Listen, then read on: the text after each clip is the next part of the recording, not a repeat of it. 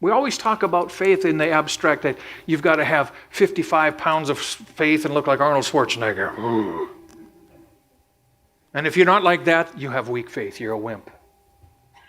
No. Little faith means non-persevering faith. Great faith means persevering faith. The only difference, one doesn't give up. They all have the same measure. One perseveres, one doesn't. Remember the Samaritan woman that came to Jesus and followed behind and said, Lord, my daughter's demonized. Please set her free, heal her. And Jesus didn't say a word. And the disciples, because Jesus didn't speak, thought they had license to persecute. Can we get rid of her, throw her out? Jesus didn't say a word. And she cried out again. He said, it's not right to give the children's bread to the dogs. Ooh, that was an insult. Jesus insulted somebody. Well, my Jesus would never do that. No, he calls things as they are. And she said, yes, Lord, but even the dogs eat of the crumbs under the table. And Jesus went, I haven't seen such great faith in all of your faith you've received.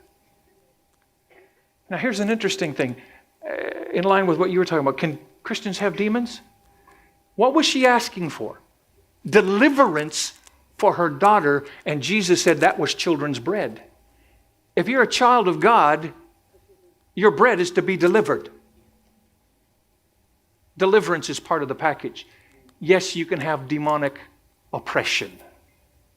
Then we go on to the woman with the issue of blood for 12 years, spent everything she had, wasted it on doctors. Thank God for doctors, but they operate in a natural understanding and they do what they know to do. Bless them, Lord. But she defied the law of Moses.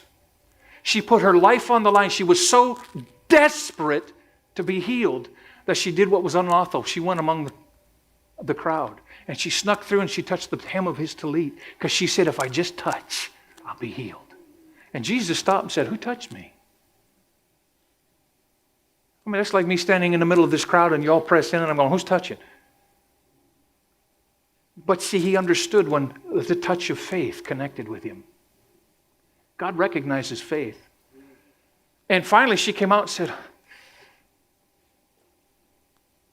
and she tells her story and he says, your faith, great faith, your faith has made you whole. Now, why did one he refused to heal and one she took it? Because the one was a Gentile.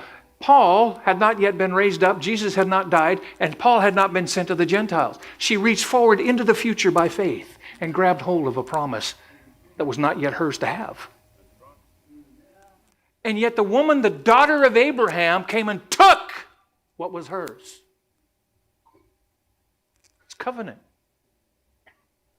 And we're always going to God with, oh God, please, oh God, help me. Well, go to the cupboard and get it. It's already yours. Amen. When I brought my precious wife to America and we set up home, she doesn't have to ask me to go into the refrigerator and go into the kitchen. And it's hers. We're in covenant. But we treat God like he's a stranger. Well, to a lot of people he is. Christians, I mean.